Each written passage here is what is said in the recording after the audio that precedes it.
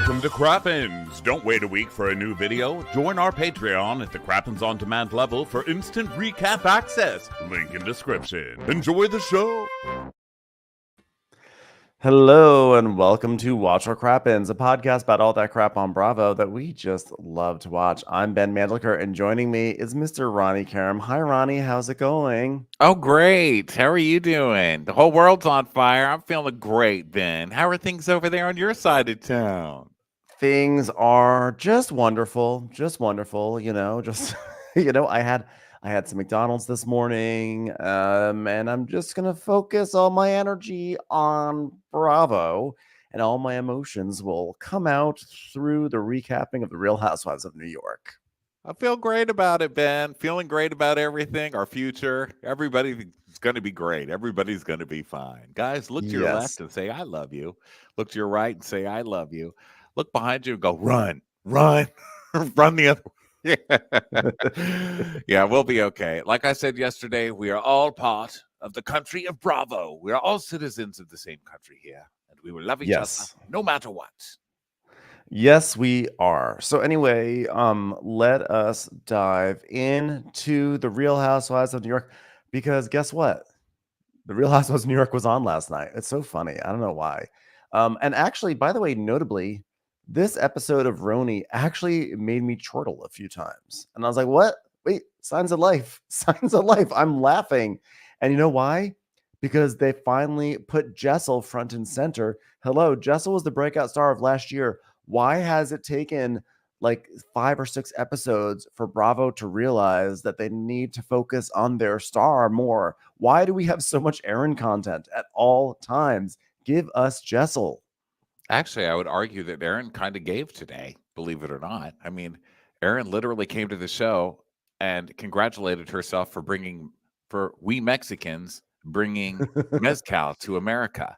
So I know. Listen, that's a delusion that we've been missing on this show for a long time. And of course, I wasn't expecting it to come from Aaron, but it did. So, welcome. And then we also had Raquel, who's probably one of the coolest people who's ever been on Bravo, I think. Really. Raquel has her ratio of being cool to boring is fascinatingly high. Like I've never seen someone so cool but so boring, right? She's so cool about everything that she makes her scandals just seem boring. Like we got a big Raquel scandal today, and I was like, I am bored with your scandal, ma'am. I need more scandalous details, and not just people on the internet were mean to me. Why were they mean to you? What were the tweets? Yeah. What did you do? Also, were you married? I need to know, and I need other people calling her out on all this shit, because I need the calm facade to go away, because her storyline's great. And I would really love to be friends with this person. But yeah, you're right. Her story is fascinating, and I'm still like, I can't wait for this scene to end. I personally would love to meet who are the trolls in the art community, because that is a funny concept to me. Like, I'm in the art community, but I'm also a troll. Like, I understand trolling in video gaming. I understand trolling in reality TV. But if you are trolling the art world, that's a very special, unique kind of troll. And I would love to just understand what makes you tick. But also, you know what makes it even crazier is that it's morality trolling, right? That's what's even more nuts to me, is that the art world of all places is like, you cheated on your husband and became a lesbian. Ooh, I mean, that's why I'm in the art world. I'm in the art world to cheat on my husband and become a lesbian. And by the way, I'm going to do coke off a lesbian's unmarried, newly divorced, cheating ass as soon as I can. That's why we're in the art world. Okay, you think I learned all the lyrics to Oklahoma for nothing? Yeah. It all doesn't really make sense, and yet also was not very interesting to me, which is strange because I thought it would be more interesting. But I was like, okay, this scene's been going on a long time. But that being said, I thought there were a lot of funny things going on here. So anyway, let's dive in. So we open up with Uba and Sai at a nail salon, and Uba's like, oh, I've been coming here for 10 years. They do the best nails. This is where all the supermodels come. And Sai's like, oh, yeah, wow, that's pretty. Oh, my God, I got my toenail in your hair. Sorry. She literally got her toenail in some lady's hair, and I she's don't even know. apologizing. But you know what? The lady got your toenail in her own hair, Yeah, not how did you. that The lady happen? should be better at toenail clipping. Like she I needs to aim her toenail clipper better. I'm not taking the blame for you getting in the way of my toenail coming at you. I've got a huge toenail. If you're even willing to work on it, you are assuming that risk. You know what I mean? I am going to say I don't think it was size toenail because, well, it could be size toenail if the lady had the toenail on her hand and then brushed her hair, which is a strange thing to do. I think it's more likely that whoever was next to Sai, in this case Uba, that when the toenail was clipped, it went flying, and it's not going to fly like up and over and land in your hair. It's going to fly like bing to the left. So I think this is Uba's nail. I have a conspiracy theory on this. The nail came from beyond the grassy knoll. That's what I'm saying. Yeah. Just nodding. I'm with you. I'm completely with you. I love the conspiracy of size toenail trying to murder this this lady. I don't know where it came from, but I'm here for it. You know, that's the best thing I've heard today. That's Fucking what I needed to really get through today is a conspiracy theory about whose toenail was it literally anyway. everything. Just gonna focus on this. Yeah. So Uba's like, oh, it reminds me of Dumb and Dumber, you know? And Sly's like, no. You know, when they were getting their nails that no one remembers, Uba, okay? What are you bringing up Dumb and Dumber on a Bravo show? What the fuck is I that? mean, I remember, but I also think but that's not what happened on Dumb and Dumber. Like no nail went into someone's hair. That's not what happened, Uba. I don't remember that one. I mean, I remember Dumb and Dumber. They had like stupid haircuts on the poster and stuff. I remember the one where he spoke out of his butthole. What was that Yeah, one? that's Ace Ventura. But you know, and Dumb and Dumber, like he goes to get like a pedicure because he's making himself look all nice for Lauren Holly, and then they have to like take out like a massive like industrial drill to take care of the nails. It's a whole thing. So then Did the it was drill really sound funny, like this? guys. Be quiet. So Jenna, now we go to Jenna. She's in her room and there's a cat on her bed, and the cat is in a little cast. And she's like, this poor thing, just 2 more weeks with the cast. And apparently Jenna says she just like walked in and the cat was like on her bed with like its legs like out. Like I think Kathy Bates had come along and taught this other cat a lesson here. She didn't like the cat's last book. She was like, you No. really fucked up that ending, cat. You remember that part in Misery where Kathy Bates gets a thumbnail in her head? So she comes in, and the assistant Molly has some fucking nerve. I'm going to say that right now. Keep your eyes open for Molly, Jenna. Don't trust her, because Molly was like, and we still don't know what happened.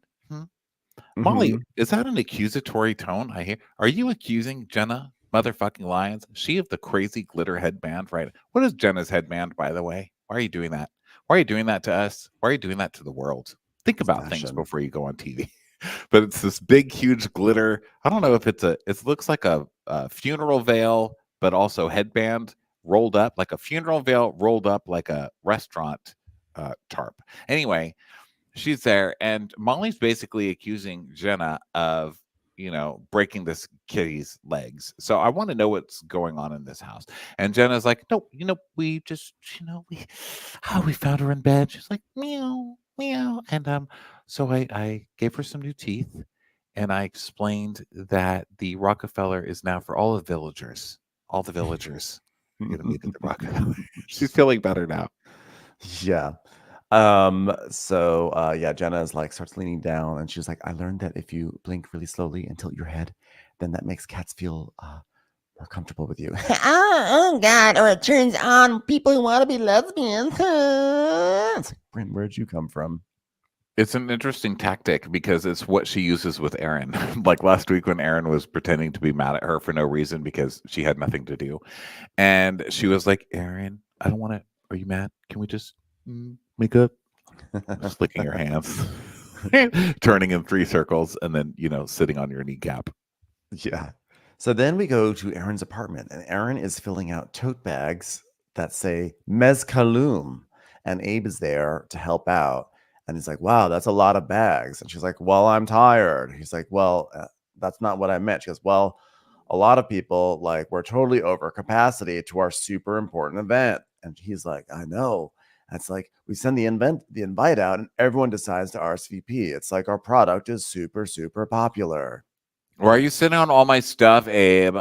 Get off my stuff. I'm like trying to do stuff, and then you're sitting on the stuff. Poor Abe just looks so nervous. I hope Abe stole more of that Bitcoin. I hope Abe has a whole secret wallet full of Bitcoin for when he needs to run. We're gonna find Abe in fucking Bermuda one day, just in a straw hat, you know. Well, the joke's on Abe because Bitcoin is up really high right now. So Aaron is like, so Abe and I went to Tulum, Mexico, because that's what Bravo people do in between seasons. And we went there, though, about 12 years ago. And our house manager came over with these nondescript bottles of mezcal. Hold on. I want everyone to just imagine what this concept of mezcal is. Yeah. And he started telling us about the history of mezcal. And he said, it's basically tequila. Tequila is the poor man's drink. And mezcal is what we Mexicans drink. And I was like, wait, I'm Mexican because I rented a house. So I should drink this too. And I was like, somebody needs to bring this to America. Somebody, please bring mezcal to America. Wow. I read a comment today that was like, wow, this is giving Christopher Columbus. I love what I discovered. I love the idea of Erin 12 years ago feeling like she's just discovered mezcal and it needs to be brought to America when it was like, it's been in America for quite a long time. Yeah. Wait a second. Mezcal. We discovered it. We brought it to America. You're a fucking crazy lady. Someone needs to bring this to America. Or you could just read the menu at the bar that you're at. Yeah. And she's calling her business Mezcaloon because you know what? She not only invented mezcal, she invented the term homegirl. You know, thank God. That's right. That's right. So she's like, well, so we started a new business called Mezcaloon, and since then we've launched in over 800 accounts. We even got approved by MetLife Stadium to be their only mezcal. I can't believe how well it's done. So then she says that they're going to have a Cinco de Mayo celebration, which I know is an American holiday, mainly celebrated by white people, invented by white people for white people. I get that. That being said, we're still going to do it. We just want to celebrate it. Problematic ass Aaron have a problematic ass brand celebrated on a problematic ass holiday. And let's just see how she's going to dress. I'm like, please wear a poncho and a sombrero because you just fucking know it's coming. America needs sombreros. That's what I discovered. I need to bring this to America. People don't know about sombreros. Abe and I were in Mezcaloon once, and we were like, God, it's like cold. I wish I had a jacket, but without arms, because my arms are fine. Then we came up with ponchos, and we brought them to America. We were in Mexico once 12 years ago, and we saw a Mexican, and they had we thought it was like a piece of paper, but it's something called a tortilla. And we're like, we need to bring this to America. Edible round paper. So we did it. Now people are eating burritos out of my real estate notes. It's insane.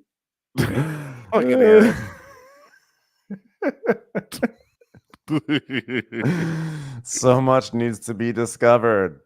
So they're going to build the wall for us. It's just going to be built just to keep Aaron out from stealing their shit. You know, like, you did not bring us our tostadas back, Aaron. She's just flying away in a private plane full of tostadas. Tostadas to America. So then there's Abe is saying he had fun at Jessel's birthday party, and he's like, yeah, I was talking to Jenna, by the way. And I was saying that you guys should talk. She's like, well, we did talk. And now she's been texting me almost every day. And she basically says that, like, it was really sweet that Abe, spoke to Jenna, but just shows that he's going out of his way to be there for me and just shows how much he loves me. And it's very touching for me. Hey, babe, I just bought a new apartment. You did? What side of town is it on? Oh, it's online. It's in the metaverse. Hey, wait a minute. But they have tortillas. Okay. Just over there cashing in more Bitcoin. buying stupid We need internet. we need to bring mezcal to Second Life. So she's like, well, I mean, it's gonna take more time. I was less reactive than normal. He goes, yeah, you are becoming less reactive. She goes, yeah. He goes, well, I mean, you still are reactive sometimes. She goes, maybe with you. Like, she's becoming less reactive with everybody else, but she's still using Abe as her whipping post.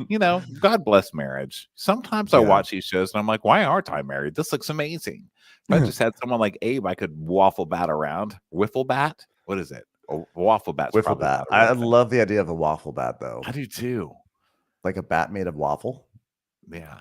Right Or now, is it a there's bat that you battles. use on waffles? I think it would be. Oh, you're right. A wiffle I think it's bat. bat made of waffle. I think it would be a bat made out of waffle because then you'd hit a ball, right? Because wiffle bat, you hit a wiffle ball. Right? Yeah, wiffle is like the genre, it's the style. So I think waffle would be the And like a you throw a baseball hat, waffle you at the hit a waffle baseball. bat. Yeah. Okay, so now Jessel's walking down the street with her mother, and they're gonna go get manicures and everything. So they walk into the salon, they sit down. big day for nails. Big day. Big day. Big day. I don't remember why, but it's a big day. Oh yeah, nails. We already had a nail scene. Yeah. That's a theme. So Jessel saying like, every time Mama Tank lands in JFK, it's like the weight has been lifted off my shoulder. She comes to your house and she just gets shit done. She's like Mary Poppins. Also, I finally have someone else I can speak to who's not an imbecile. Pavit. So they go sit down, and Jessel's just so open about using her mom. I love it. Like, there's a weight lifted off my shoulder, literally. She takes both Pavit and the children. I don't have to do shit. So they start. She's like, oh yeah. She's like, why are you whispering, mother? She goes, you shouldn't be talking so loud. It's my new rule. And she's like, now you're like whispering. What is that? Whispering? Can you believe it, everyone? What an idiot. And she's like, well, because you're just like, Mom, you're so loud. So they laugh. And she's like, who is this alien inside my mother? Anyway, I told you I have all of these eggs frozen in Beverly Hills. Like, oh God, please. Did I really fly back here to listen to this tripe for another year? You don't want a baby. Your husband doesn't want a baby. Do something besides pretending that you want to have a baby for television. Please, I'm exhausted. Your current babies are maniacs. Okay, you are in baby jail until you can get them tamed. Get them the rabies shots that they so desperately need, and then we can talk about IVF. Your current babies call the checkout lady at the grocery store Mummy. I don't think now's the time to add another to the pack. I watched Jurassic Park the other day, and the Velociraptor apparently watched RHONY and said, "Whoa, those babies need to chill out." True story, mother. That's not possibly true. That's a fictional dinosaur from a movie, and characters from movies don't watch characters from reality TV. No, it happened. I'm pretty sure it happened. The adorable dinosaur that ate Newman was a more attentive mother than you. At least he finished the job. Come on. T-Rex called and said, your babies need to get it together. That's it. That was all the whole conversation. Yeah. I have seen no proof that Jessel likes being a mother at all. And I know the show isn't about the babies and stuff, but I've heard her talking about it. But all I kind of see is an offloading of the children, which, listen, you know that I stand for that. If I was running for president, I'd be like, ignore your children. We all know that. But I don't know. I don't see a lot except her escaping. Yeah. And getting white couches like someone who doesn't even have a child. So I'm not really sure what's going on over there, but I'm not buying this whole I want a baby. I think maybe she just has like sunk cost fallacy. Because she's like, look, I paid for these embryos. So like it just feels like a bad value, you know? I'm not wasting it. Do you know how many starving children there are all over the world that would love to have babies and white couches right now? She's like, I'm not wasting those babies. I don't know. Maybe it's a good thing. You know, I just feel like she's just going to make her mom do everything anyway. So just, I don't know, find another hobby. Adding children to the world isn't a hobby. Yeah. It's so liberating to be able, for some of us, it is a hobby. It's so liberating to be able to actually openly speak about IVF because now I can include my mother in all the planning. Plus, She doesn't have aioli dangling from her lip like Pavit. I feel like she'll be a good partner in crime to get me through it. And she's like, well, it's a lot of work. She goes, oh, thank you, mother, for telling me that. I didn't know I meant for me. Yeah. She's like, I mean, come on, Jessel, I'm traveling with you. And I go, oh my God, honestly, literally the worst children I've ever seen in my life. And you want to add a third one to it. Have you really thought this through? I'm an old lady. And honestly, even if I were a young lady, I'd be like, no, no, no. You know, this is like Exorcist real life. Okay, so let's really think this through, my sweet daughter. And Jessel's like, well, it is a circus, mother, but circuses bring in a lot of money, And she's like, but isn't it stressful? And she's like, yeah, well, we just get a nanny. Oh, well, another nanny, and an additional nanny. Just get a team of nannies, Yeah. So then the mom is like, well, it would be lovely to have a little girl. And Jessel's like, oh, so now you're on board. My goodness. Now we just have to convince Pavit. Well, why don't you name it Carol? Because he apparently likes Carol's buns. Oh, mother. That was saucy of you. So just tell him you want to put a bun in the oven. He'll be in. You just need to work on your phrasing. So now we have a flashback of Jessel speaking with Pavit about it, and just over and over again, and him saying no, pretty much, except he doesn't really say no. And I think that that's the thing. He just needs to say no, I don't want a kid, because I mean, we all know he doesn't. I feel like he said no, but I don't know. It feels like he should just say no. But don't you want one? No. I mean, I think you should both want one, right? Yeah. I think he does not want a kid, but I think he also really likes fucking with Jessel. I think he likes making her exasperated, and that's like his favorite thing in the world, because that's really all he does the entire episode.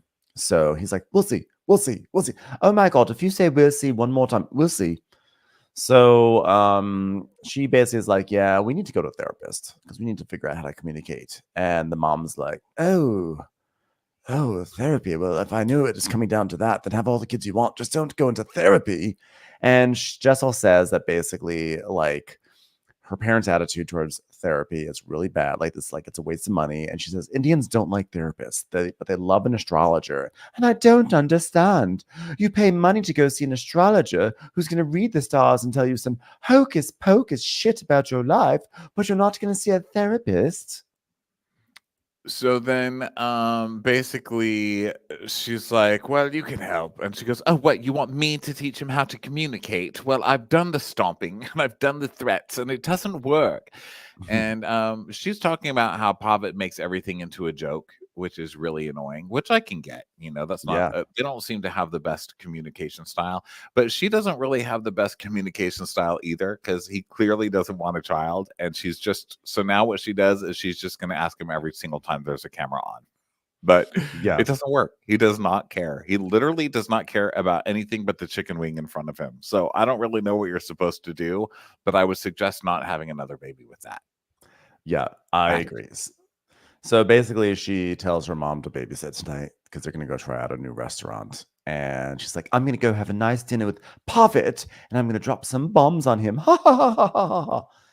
So now we have Raquel going to a restaurant with Uba and then Sai, and they all sit down. They all look fabulous. They're all like, oh my God, you look fabulous. And they order some food and everything. And Sai is like, oh my, wait 1 second, Uba. So I went to this place yesterday and I got this for you. And it's a book that says pigeon watching. She goes, because you could do some pigeon watching. Just pigeons. Because pigeons. Remember pigeons? You remember how pigeons are your thing? There's a book about pigeons. I thought it was funny that Uba's wearing this like booby showing shirt, and Raquel says, wow, I just got a sneak peek of what you've got on. Wow. She goes, I heard it's vegan, so I brought the meat. It was going to be your tagline. Bravo denied it. So yeah, we've got pigeon books and stuff. And it was like, this is actually hilarious. The funniest gift ever. I'm sure there's a chapter of everybody there. Some people have longer pages than others, but even me too. I might be pigeon in that book. So then they start talking about the party and just how great it was. And then Sai's like, oh, wow, look what just happened to come out right now while we were sitting here. U.S. Weekly headline. RHONY's Jenna Lyons is definitely ready to marry Cass Bird. And she tells everybody wearing a giant, unexplainable headband that nobody really understands. She says, "There's a giant ring on my finger." Jenna is wondering why her cat mysteriously has like broken bones. You're literally marrying someone named Bird, the mortal enemy of cats, or cats are the mortal enemy. The bird is striking back. That's what's happening. So Molly is accusing Jenna of abusing that cat, and you're accusing Cass Bird. I just want to get I'm saying marry You Cass heard it Bird. here first. Ben is accusing Cass Bird of being an animal abuser. I think Mary. I think her name is not Mary. Her name is Cass. Cass Bird. It just looks like it says Mary Cass Bird. It'd be kind of funny if her name was Mary Cass Bird. Sounds like Mary fuck kill. Anyway, She's ready to marry Cass Bird. She's ready to marry Cass Bird. Anyway, the point is this.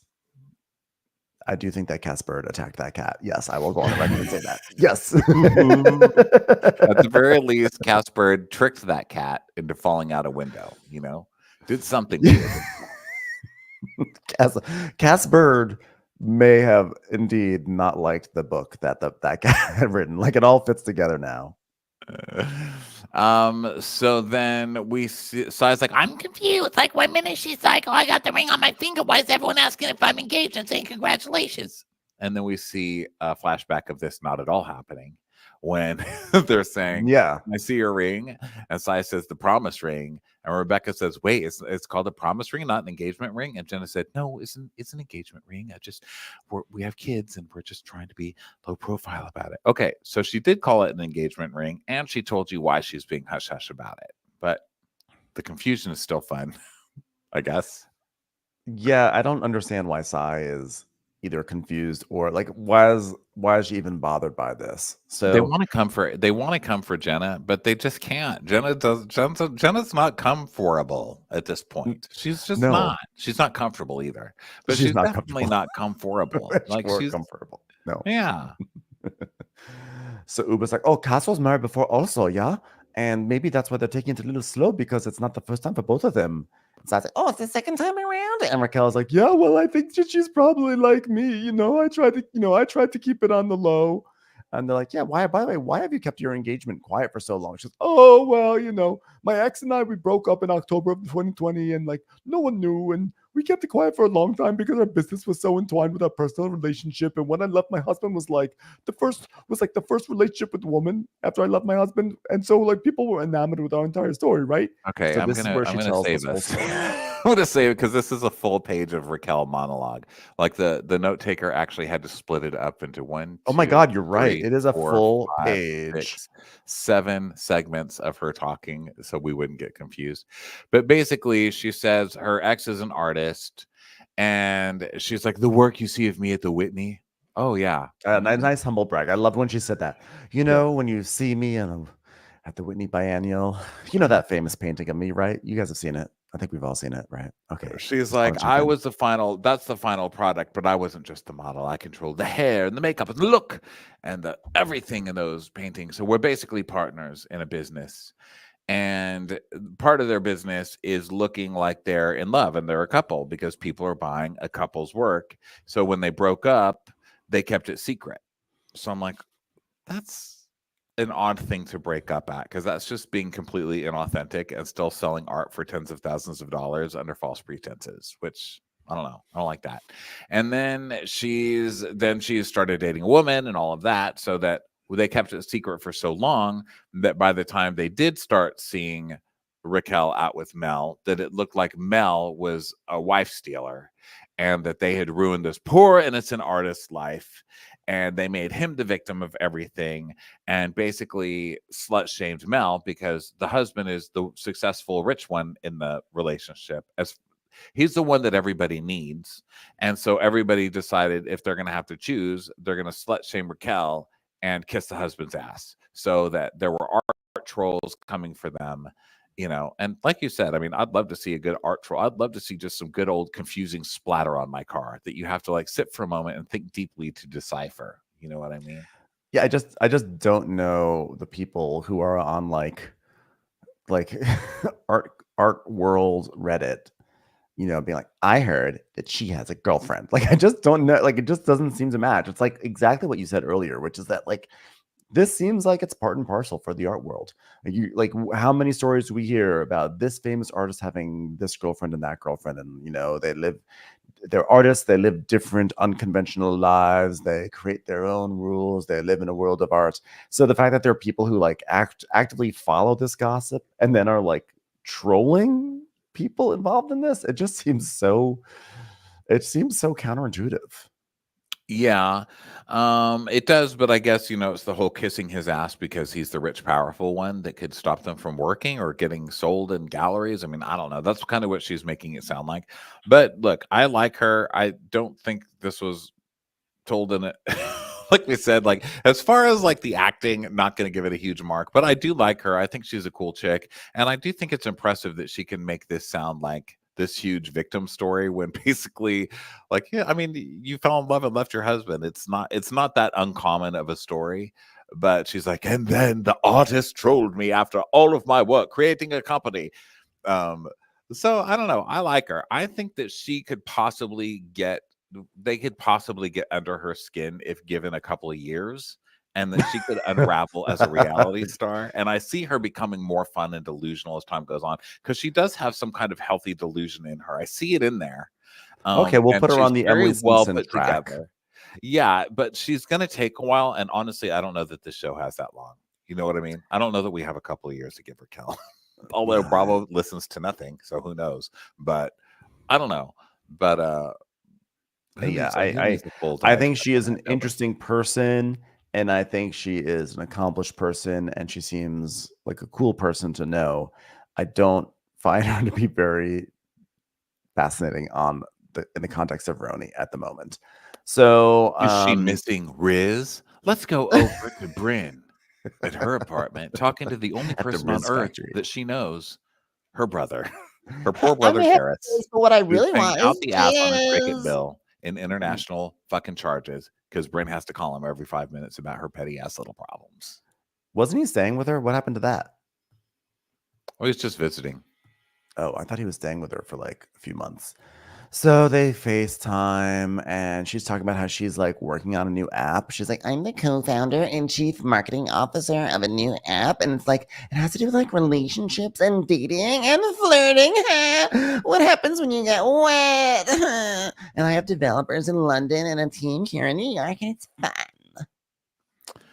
So the app is called Riz. First, we get to see her dog, who's so cute. And I love that her dog is just like her, because her dog sees that she's on the phone with Darius, and the dog like turns away from the phone, and it just whips its head back, like, even with its tongue out, like, So she tells us about her app, Riz, which she said she co-founded. So of course, I went up here, and she said, I think the way she's speaking, at least the way I'm remembering, it's a new app. I'm the co-founder and chief marketing officer. Well, this isn't that new. I mean, it's been out over a year, and it's called Riz, and it says it was made with love by Joshua Miller and Roman Caves. So it doesn't list her as a co-creator or whatever. But it's Riz. Not only is it a dating app, it's a dating assistant that's AI. Okay, so listen to this. Looking for a little help with your dating game? Riz has got you covered. Our AI-powered app uses cutting-edge GPT to generate personalized responses that are sure to... Shut up before I murder you. Shut up. I will kill you dead. I will murder you. I will murder your whole family. I will take you all out, Bueller. Bueller, you're going to have to leave this neighborhood. I'm going to kill everybody you ever knew. Okay? All of you are going to be dead. That's right. How could you say this to your dog? To your dog. That's animal abuse. Sorry, just cast birded there, everybody. Riz gives you the edge you need to stand out from the crowd. Yeah, with fake fucking AI flirting, that's where we're at. That's fitting, because Bree's entire character is written by AI. So it figures she would come out with an AI generated flirting dialogue app. This is cray. I don't know if it's the same one, but it's a dating app called Riz. So there you go. Yeah. Here's your update, everybody. You're welcome.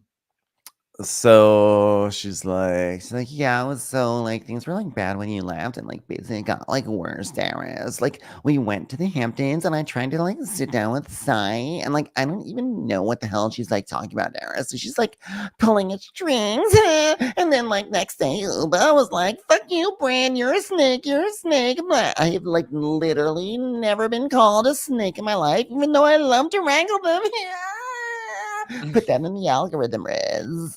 Everyone's mad at me and I have no idea what I did. I didn't do nothing to anybody. Me. Well, this is an interesting take on having zero responsibility for anything going on in your life. It's actually kind of sad. I mean, at least be like, oh God, these girls are so triggered because I did some stupid little thing. But just having no idea, Brynn, really why anybody's mad at you. If you can't stand the heat, stop turning on the ovens in the kitchen, ma'am. You're the one turning them all on. Some like it hot. So Brynn is like, it just feels really awkward. She talks about when she went to the party and Jessel's party, and felt like some people were like there and some people were there. And she's like, it just feels like really awkward to be at a party where it's just like kind of like, hey, let's pretend you didn't just like tell me to go fuck myself over breakfast bagels in the Hamptons. And Darius is like, I think it's just difficult for you because, you know, it's just so much. Yeah, people that hate me for no reason. Is that what you're trying to say? People that should love me and then don't. I hate this stuff. And he's like, well, maybe like try to be the bigger person, I just hope you're open to actually being someone that like who you can rely on, and then they can have you to rely on too. And she's like, I love my brother. Like since we were 3 years old, he's been like so hot. And he's told me to be the better person. And I'm like, I'm a preschool mother. And still like he's like giving me the same advice. So I'm gonna follow my brother's advice. However, Darius, you have no idea what I'm dealing with. She says she's going to follow his advice, but she doesn't at all. And she doesn't even acknowledge that he just gave her advice. His advice is, you know, if you want people to be good friends, you should be a good friend to people. You should be that person that people are like, wow, that's a good friend. I'm going to be a good friend to that person. And she just completely disregards that, which is probably the best advice. Now, granted, it would probably kill housewives, but it's the best advice I think we've ever heard on this show, or that I ever recall hearing. And she's just like, Oh, well, usually it's just aunts and uncles who are mean to me. and now she's pulling it back to her trauma instead of just listening to the advice, which is be a better person and people will be better to you, you know? mm-hmm. So now we go to Jessel and Pavit walking in Chinatown, and Jessel's like, oh, look, it says this is the first dim sum parlor. That's so cool, right? I'm like, you're just trying to butter him up so you can ask him to go to therapy. Oh, wow. Soup dumpling. That's the coolest thing I ever seen. Now you'll go to therapy with me, right, Pavit? So they go in and she's like, oh, wrong shoes, ow, wrong shoes. So they she talks about how he's such a foodie and like he can identify great food, but if you want a vibe, it's all about Jessel. Yeah. He's like, what? Carol's Bun was like a great spot. Excellent ambiance. So they sit down, and he like wants to order everything, and she's like, okay, well, what about vegetables? No. Skip. Vegetables are filler. She's like, okay, so I guess I'm not going to get a vegetable. Disgusting. I wish I were a vegetable right now, so I wouldn't have to look at my husband's stupid face. Actually, I do feel quite like a vegetable because I'm the only thing in this restaurant that Pavit's ignoring actively. So call me broccoli and let's get this done, shall we? So he's like, she says, I do love Cantonese style duck. And he's like, I prefer my ducks hanging in the window. I'm like, okay, nerd. She's so appalled that she made this life choice. She's like, I can't believe I married this idiot. I literally have the clown-faced woman from Vogue coming over to the apartment, and he wants ducks hanging in a window. So they order all sorts of food because he's like, I have a second stomach. And so the server's like, okay, good luck. So they get all this stuff, and then Jess is like, don't you feel a wave of relief when my parents are in town? He's like, yeah, it's really good. Oh, by the way, Mother's Day is on Sunday. I'm not gonna get you a gift. What? But you're supposed to get me a gift. Okay, you'll get a gift. She's not. But he won't. He will not No. get her gift. He doesn't believe in gifts. He didn't get her a Valentine's, and she goes off on that again. This is a very, very bad look to not look. It's just a very bad thing to put up with in a marriage. I mean, that's terrible. Like you have to beg. One of my friends is divorcing, and I think it all started with this: the no gifts and just not giving a shit. And it was like, well, I don't think gifts are important. And then that just translated into literally everything else. You know, it's just not good. It's not a good sign. Yeah. And I like Jessel and Pavit, but yikes, this is not good. Yep. So Jessel's like, so then Pavit comes out, then the food comes out, and he's like taking all sorts of photos, and she's like, well, I always question where I'm on the totem pole of priorities, and if I were a pork bun, I would get everything I wanted. He's like, that's actually 100% correct. I really wish I'd married a pork bun.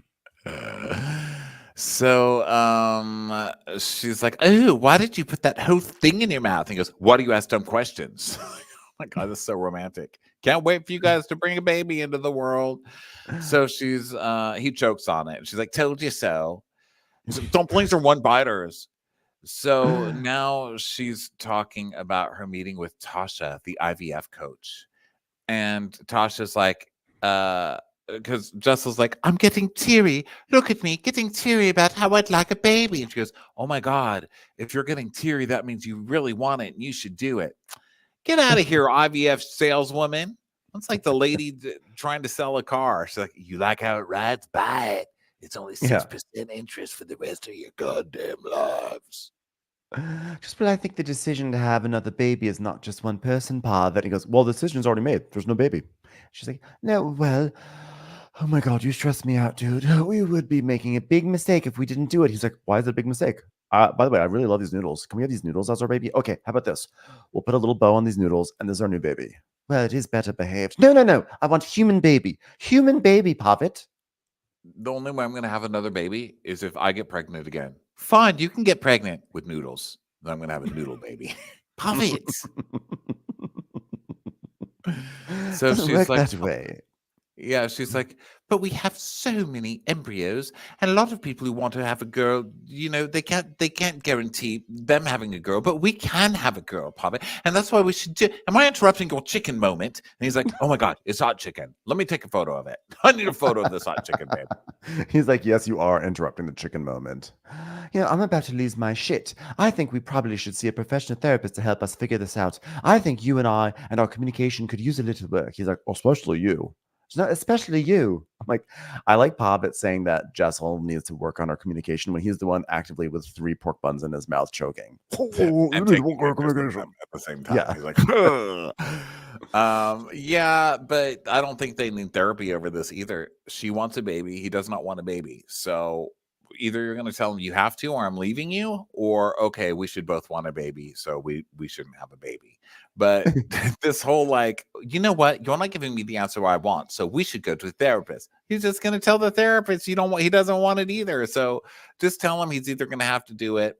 You guys need to come to a decision. I don't know that this is a therapy decision. Now, the communicating He's got it. Probably. I mean, that's probably you need a therapist. But I think on this actual thing, it's like he's pretty obviously doesn't want a kid. I mean, what can you do? So he's like, how many times have I told you something? And then you asked me a question, and I said, I told you that 5 minutes ago. And you said, oh, I wasn't listening to you. Well, sometimes I block you out. I'm sorry if I don't want Carol's bun sprayed in my face with everything you say.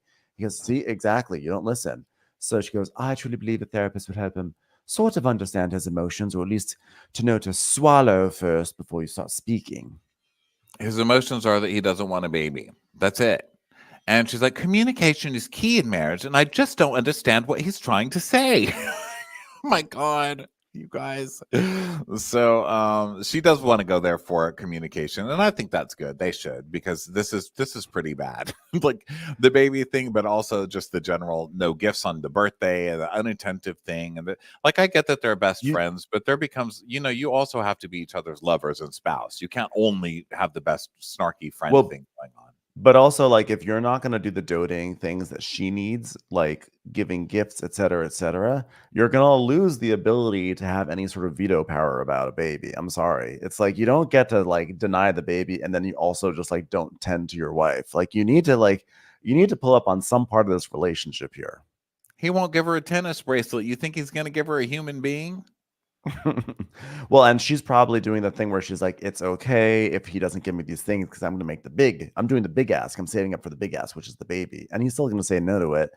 Even though she seems to be the one who's like she's the one doing all the work in this relationship. I mean, she's the one who got him to get it to start looking right. And she's bringing in the money and everything. Let her have a baby.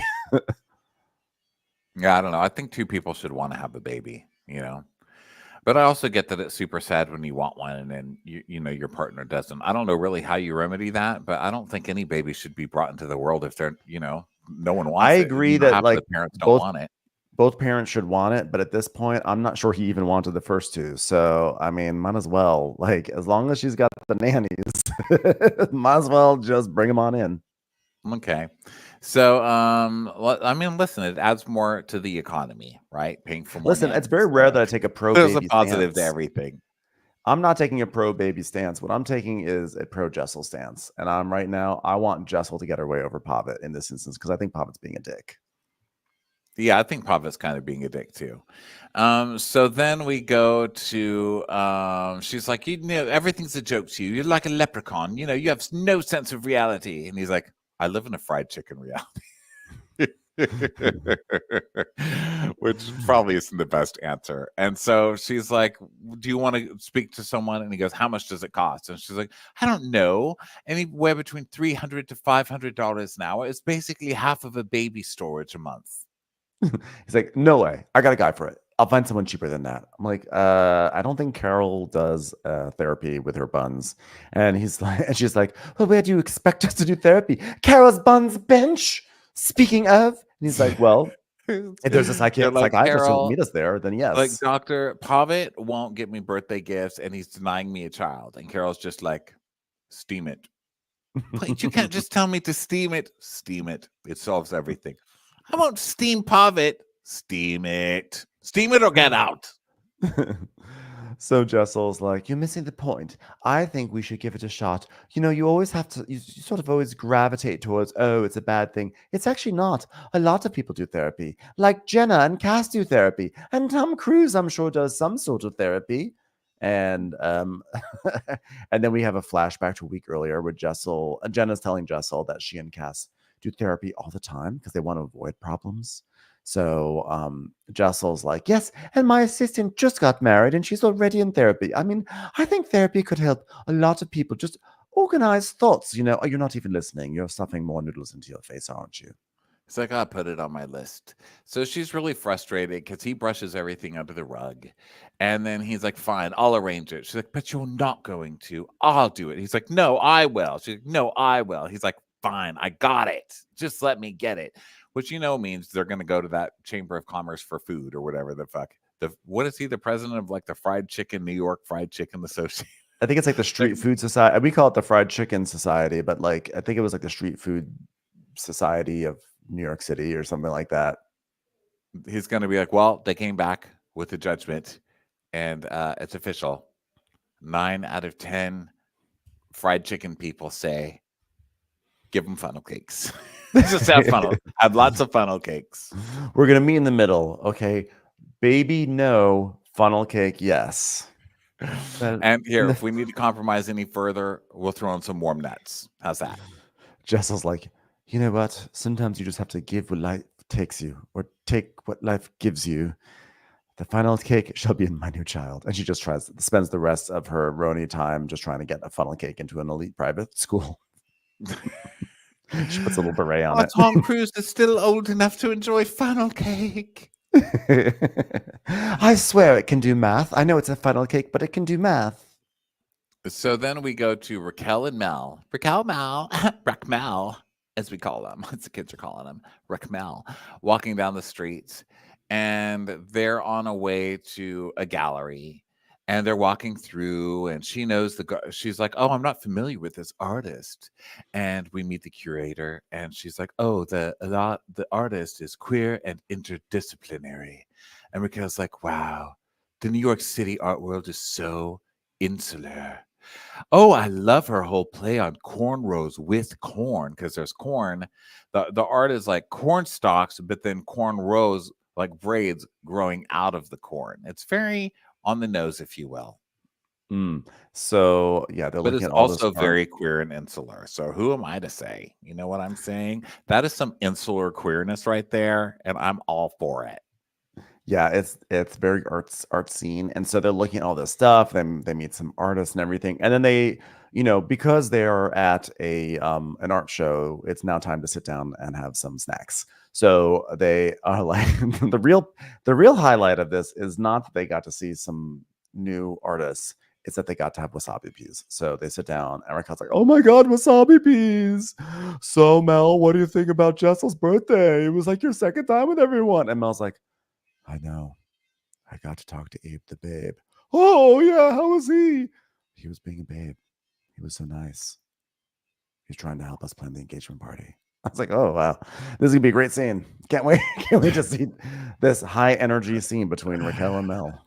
And Mikhail's like, yeah. I was like, you're a lesbian event planner. You're basically you're hired, Abe the babe. I said Abe the babe. And Raquel's like, oh my God. This is like the first art fair we've been together in New York, right? And she goes, yeah, it's nice to be able to go out when artists aren't like, splattering us or calling us vagina flowers, rude art jokes. Remember that time someone was like, oh my God, you're like a Campbell's soup can. You're over. Get out of here. Yeah, and so basically, and then they start talking more about this. I know nothing about the art world. I'm like, I'm completely out of things now. Okay. Basquiat, more like Basquiat slut. So Raquel, they start talking again about their scandalous foundations of their relationship. And Raquel's like, yeah, a reporter found out about a breakup and Mel got caught in the crosshairs. And then we see an article that was like, art power, couple breaks up. I was like, please tell me that like Chantal from Gallery Girls wrote this, because I just love thinking that's what the entire time I was just imagining that cast following this news and gossiping with each other about it. Sipping on only Oregon wine. And Raquel is talking about how they're portraying Mel as a homewrecker and people are being mean to Mel. And, it's great, but I already saw this scene like a second Mel's ago. like, hey, by the way, I'm so glad we made it through that scandal. Thanks for elevating it to a national audience. I really am so glad that we finally got through that, and now you've just reminded the world that I'm a homewrecker. Yeah, thanks for giving the internet more chum. Sounds great. Thank you so much. Thank you so much. Yeah.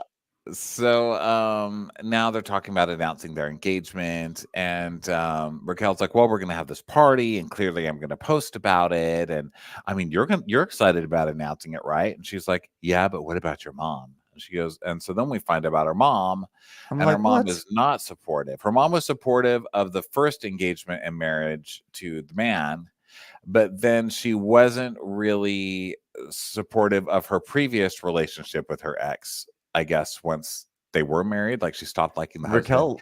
Raquel really upped the stakes on this cast, because this cast, like most of the people in this cast, have an issue with one of their parents, and she's like, guess what? Last week you thought I had an issue with my dad and only my dad, but guess what? I have an issue with my mom too. So her mom, they're not really talking. They talk, but like her mom does not support the lesbian relationship. Their relationship is strained. She doesn't come visit anymore. So now this is like part 2, and it sucks. By the way, it sucks. And by the way, Raquel mother, get it together. That's your daughter, okay? Get with it. It's the 21st century.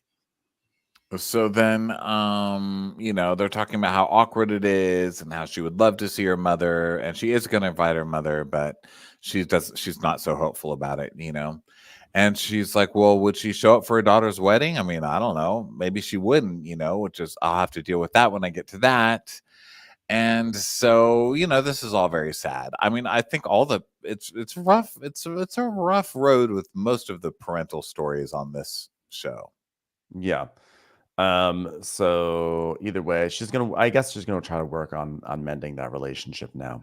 So now Aaron and Abe walk into their Cinco de Mayo party to introduce New York to this cool new beverage called mezcal. And so Aaron's they brought it, and Aaron is literally dressed like the dancing lady emoji on the I just can't.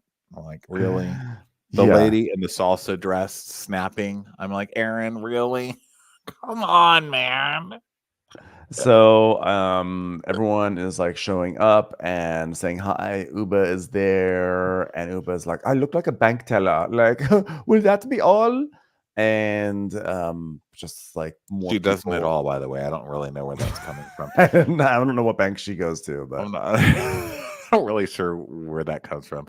There's a lot of small talk.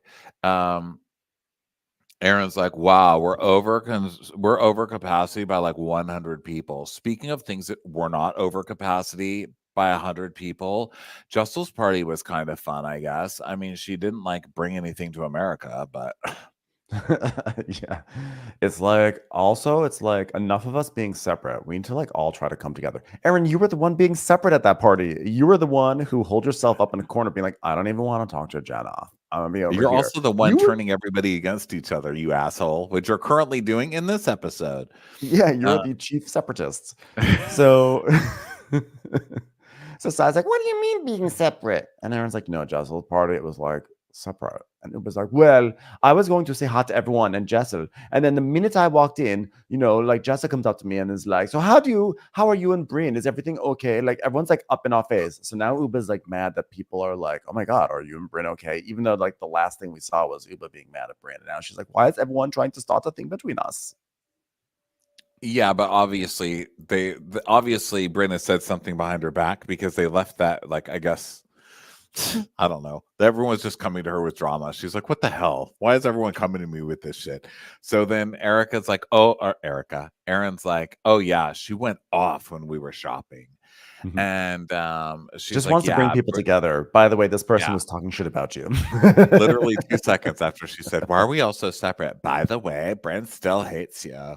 And she's like, yeah, she was on one and she was just really pissed. And so we cut back to the flashback of Brynn saying, like, Yeah, Sai's genuinely a miserable person. She's a miserable troll that lives under the Brooklyn Bridge. And Uba's been crazy. I'm sick of her. No. oh my God, she's just, she's. Yeah. So then Sai's like, well, I'm confused. I don't know why she's mad. I was like, I don't know. And then Uba tells us, ding dong, hello, pigeon. She's, these pigeons, they go out and they have conversation. I'm like, well, okay, it's one thing to be a carrier pigeon, but there's no such thing as like socializing pigeon. Like that's like not a pigeon thing to do.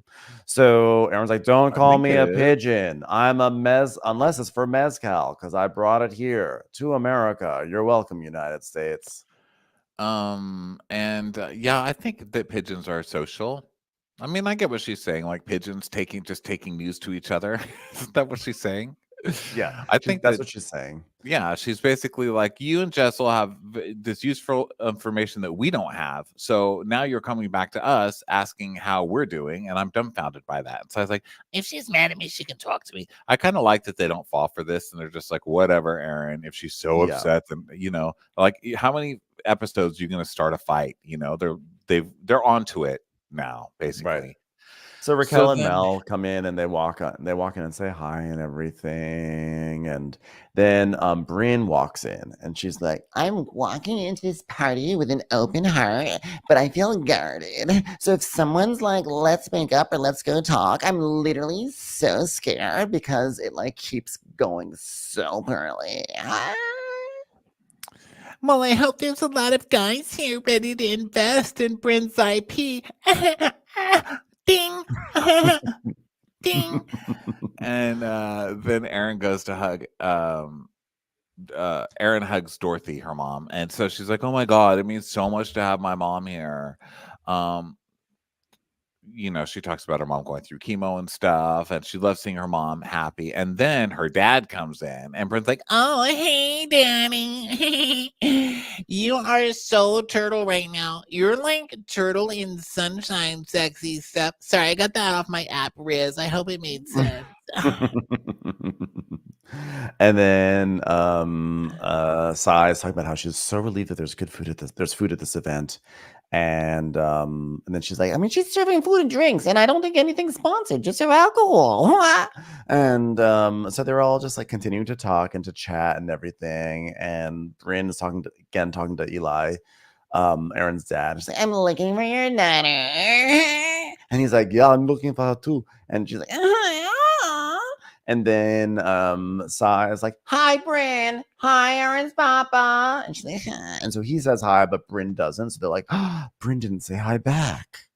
Dun, dun, dun. So then she just stands talking, like flirting with the dad really heavily right in front of the girls just to trigger them so that someone will say she's a gold digger or a sugar baby, and then she can cry about it later. Because that's what Brynn does. She's like, you know what? I'm going to upset everybody, and then when they get mad, I'm going to cry about it. I'm not approaching the table. I'm going to keep my distance. Who was it? Einstein that said repeating the same thing over and over and expecting a different result is really sexy, actually. God, I loved his hair. Come here, daddy. E equals MC horny. So then now Brynn's just making like small talk, like, what happened to your girlfriend? She went back to LA. You don't want to go back to LA? You don't like to be in bed all day? He goes, no, I hate LA. 9 o'clock, everybody's bed. She goes, Oh, you don't like to be in bed all day, daddy? and he's like, with you, I like to be in bed. She's like,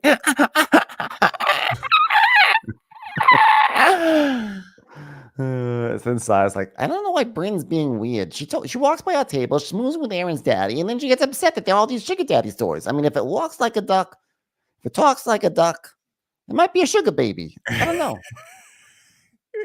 Walks like a duck, talks like a duck, probably banging Bryn's dad. What's her buns' dad, Aaron's dad. So then Jenna comes in, and she's passing like a guy standing outside in a suit. And she just goes, "Oh, cute!" And he just kind of looks at her like, "What the fuck?" he's like, I know where your cat lives. Be quiet, lady. So Jenna's like, she comes in and she goes, oh my God, Aaron, that was the lamest hug I've ever gotten. Okay, we're not doing this. Give me a proper hug. She's like, Jenna, why are you tilting your head and winking at me? And why do I actually feel warmer looking into your eyes as you wink at me? Why are you licking my forehead? Please stop. I don't want a fancy feast, but thank you for the offer, I guess. So then she tells the girls, where's Brynn? And they point, and Brynn is still flirting with the dad. And so Eli's like, I'm going to use the bathroom. Don't lose me. And she's like, lose you? Does that mean I won you? And then Aaron's like speaking to some guest. She's like, yeah, it's called mezcal. It's much better for you because it's 100% pure agave. Wait, hold on one second. There's a laser pointer I've got to go chase. Cut to like Jenna Lyons moving a laser pointer. So she's like, whoa, sorry. I couldn't decide, laser or carrot stick. But I don't want to drink. Please. Anything non-alcoholic would be great. Hold on. I'm just going to Aaron, Jenna, please don't pee right there. I'm just scratching. I'm just seeing how just making sure that I know where to go when it's time to go. Please don't. Rebecca Minkoff enters. She's like, hey girls, sorry I'm late. I just got some new sheets for my virginity bed. What's going on? Sorry, girls. I just breastfed a teenager and chased down a woman who was trying to leave the church and had her locked up. And then I squirted blood out of my vagina into a cup. So how's everything going over here? Sorry, I've just been collecting my mucus in a thimble, and it's just been much more difficult than I thought it would be. What's going on?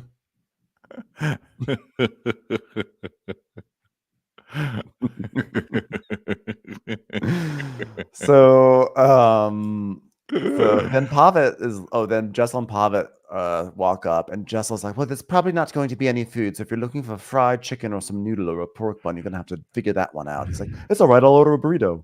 She's like, ugh, disgusting. So and then what if I just leave him at the party and never come back? So then Aaron's mom says hi to everybody.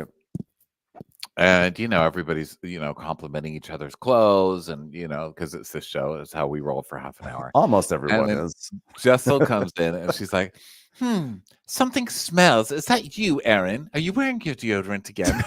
She's like, wait a minute. Do I smell? And she goes, well, something does. Said he does, and I decided it just has to be you.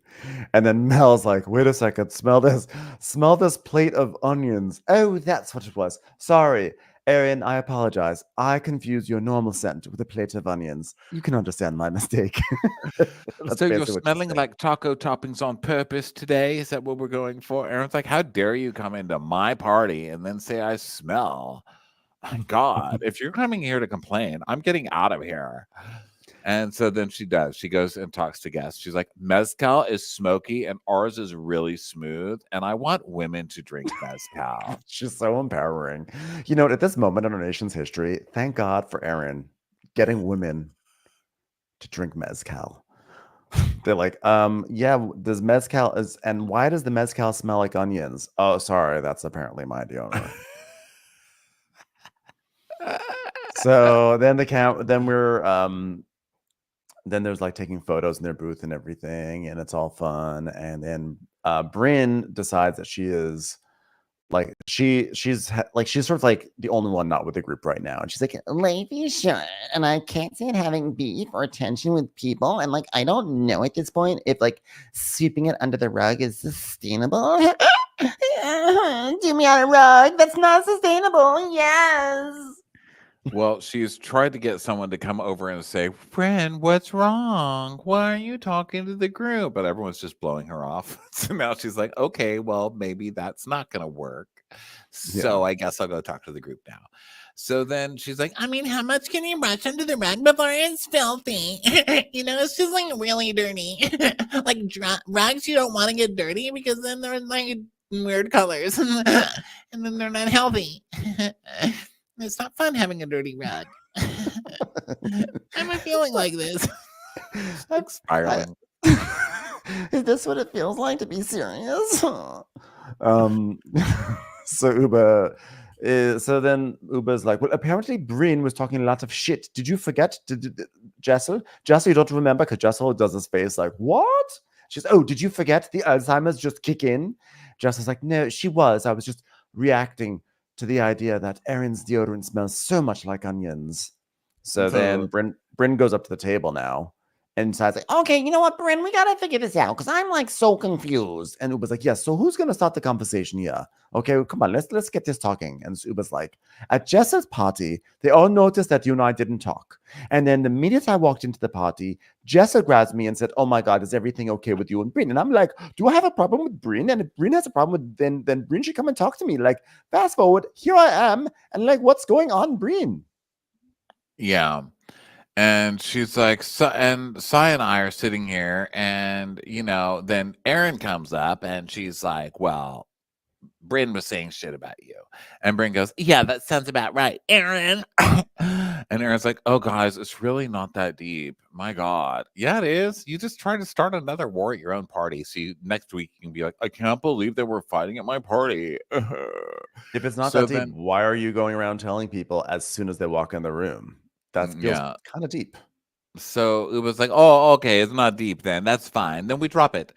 And so Uba starts like swilling around the water bottle and then drinking out of it. And they're like, that's the table's water bottle. There's a glass right there. She goes, and Jessel says that. She's like, why are you drinking from the bottle? There's a glass there. Is my husband now contagious? Is that it? Do you have a burrito being delivered? And then, like, without even like a hesitation, Uba looks at Jessel and goes, you use a glass because you're a basic bitch and I'm not. I like let out the biggest laugh. I was like, where did that come from? I love that became the standard of like being a basic bitch. You use a glass, but I'm going to drink directly from the carafe. You're a basic bitch who uses a glass. Well, you see what she does with a fork. You're just going to be mortified. So she's like, it was my water at my table, and you're not my mom. You don't tell me what to do, you basic bitch. Because if you're not a basic bitch, you will come and tell your friends when people are talking behind their back. Okay, so now you're mad that Erin told you that they were talking behind your back, while at the same time being mad that Jessel didn't tell you that people were talking behind your back. Which lane are you in, you fucking water drunk? You're a basic bitch. Oh, using a fork, you basic bitch. So Jessel's like, can I just say I'm anything but basic? And Sai's like, Can I just say everything needs to be perfect? so Jenna's like, so Uba, by the way, basic bitch is somebody who has no style and no humor. And it was like, that's not true. Okay. And Jenna's like, oh, Raquel, if I say someone is a basic bitch, what is that? What's that?